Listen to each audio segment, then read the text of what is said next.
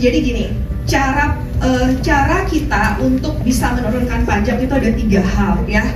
Tax efficiency, terus udah gitu pakai tax code, atau yang ketiga tax planning. Jadi kalau yang pertama itu kita nilai pajak, itu yang banyak dilakukan oleh pemerintah, pengusaha di Indonesia, nilai pajak, bener ya. Jadi dia punya income berapa dia nggak laporin, kan gitu kan. Nah, yang kedua memanfaatkan tax code.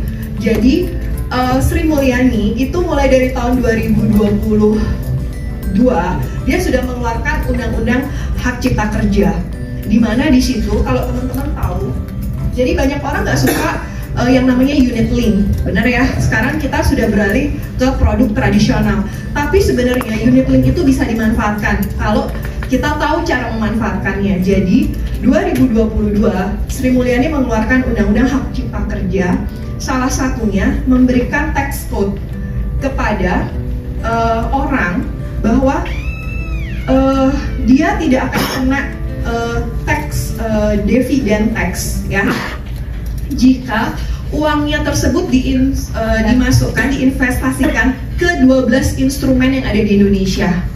12 instrumen itu apa? Contohnya fixed deposit, kemudian dia belikan reksadana. Nah, kita bisa manfaatkan ini dari segi mana? Unit link kita ada di situ. Unit link kita ada di salah satu dari 12 instrumen itu. Jadi contoh, saya punya nasabah salah satu CEO dari TBK Group gitu ya. Nah, biasanya kan kalau presidir atau pokoknya jajaran direksi itu biasanya dapat dividen kan, biasanya mereka dapat saham kan. Nah, jadi kalau mereka dapat saham, biasanya waktu RUPS kan mereka pengumuman tuh dividennya berapa. Nah, kalau mereka dapat saham, punya saham kan mereka dapat dividen dong. Nah, dividennya mereka itu berapa? Nah, itu dividen itu kalau mereka cairkan ya, itu mereka akan kena pajak final. Tidak 10. Tapi kalau mereka masukkan ke tadi saya bilang ada 12 instrumen itu, mereka nggak kena. Nah, di 12 ini ada kita punya unit link. Dan ini sama teman-teman, mau unit link, mau fixed deposit, ataupun reksadana, ini dia harus skip 3 tahun. Ya, nah kalau ditaruh di fixed deposit, pajak dividennya nggak kena, tapi di sini kena pajak apa? Bunga. Di sini juga kena pajak bunga, benar? Yang nggak punya pajak bunga siapa? Ini doang.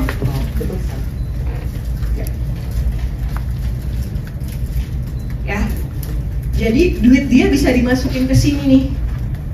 Belinya beli apa? Bisa beli PIA, bisa beli apa namanya? PAA, top up, whatever. Iya.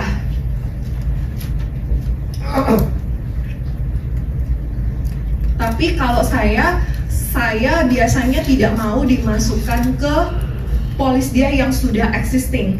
Kenapa? Karena di polis yang existing itu ada coy-nya banyak. Kalau saya masukkan ke situ, nggak kelihatan duit dia itu berubah dari berapa jadi berapa. Ya, jadi biasanya ini saya bukain suatu polis sendiri.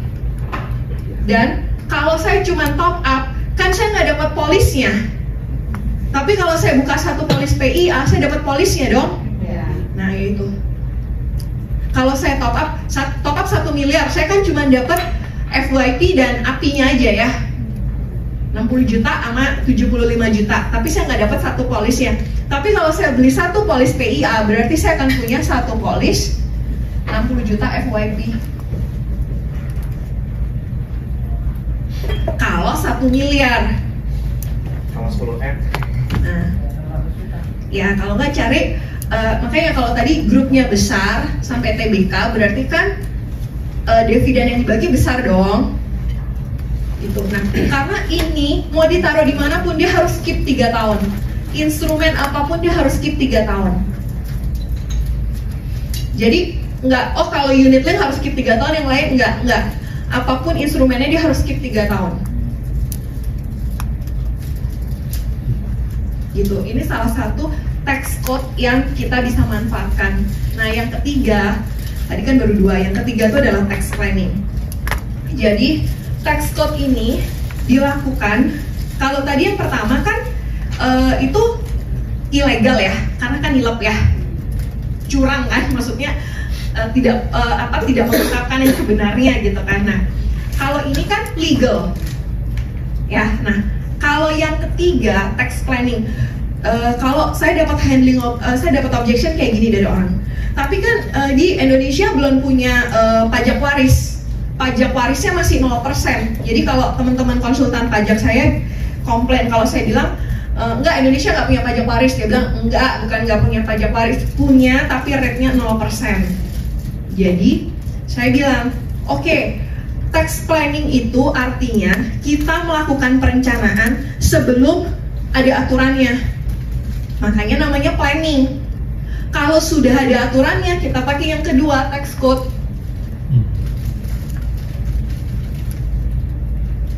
Gitu.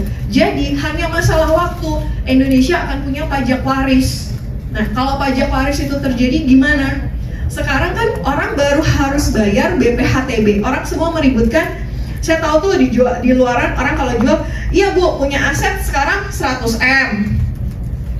BPHTB-nya kan ada yang harus dibayar, ya kan? Nah, kecil ya teman-teman, cuma 5%, 2,5% dari 100 miliar, apa sih artinya? Nggak besar kan?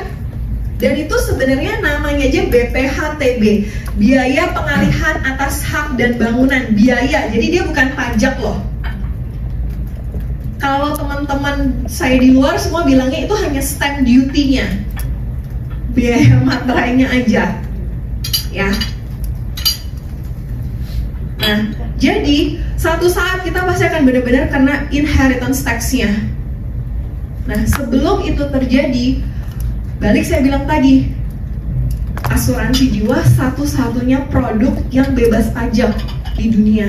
Kita beli Aqua gini aja ya teman-teman. Ini tahu nggak teman-teman ada pajaknya 11%? Ada.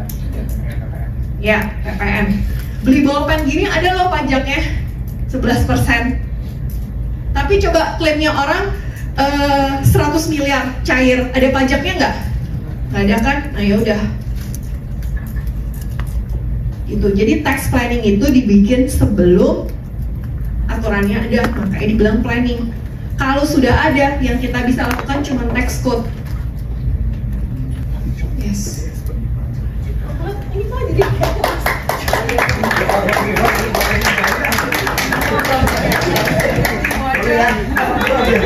Kak, ini menarik sekali Kak, karena kebetulan gue juga banyak urusan beginian gitu. Mau nanya dikit tentang tax code boleh ya? Satu pertanyaan aja, nggak banyak-banyak. Balik lagi mengenai ke unit link sama RD dan pemilihan produk lah, dari 12 produk untuk tax code itu, dan di kita kan punya unit linknya nih, ya kan. Sedangkan kita tahu ada top up fee 5% di unit link versus yang namanya pembayaran pajak dari 3 tahun penempatan dana di instrumen investasi lainnya. Contohnya kita pakai RD, FR dan teman-temannya kan fix 10%. Kan pernah bikin balance sheet-nya nggak ya? Mana yang lebih menguntungkan, apakah di UL atau di instrumen itu? Jawabannya cuma satu. Jadi gini, kalau FD dan yang lainnya itu 20% pajak bunganya ya. Yang saya bisa bilang cuma gini aja. Kalau di unit link kamu hanya kena one time cost, which is hanya 5% one time cost. Tapi kalau ini 20% forever. Oke, jadi selama dia mau your choice. I see. Tergantung berarti kalau mungkin kalau kita ngomong adalah time frame-nya dia mau tarik berapa lama ke depan. Oke, paham, thank you. Ya. Oke, boleh kasih tepuk tangan untuk Ibu Diana. Oke, thank you Bu ya. Mungkin banyak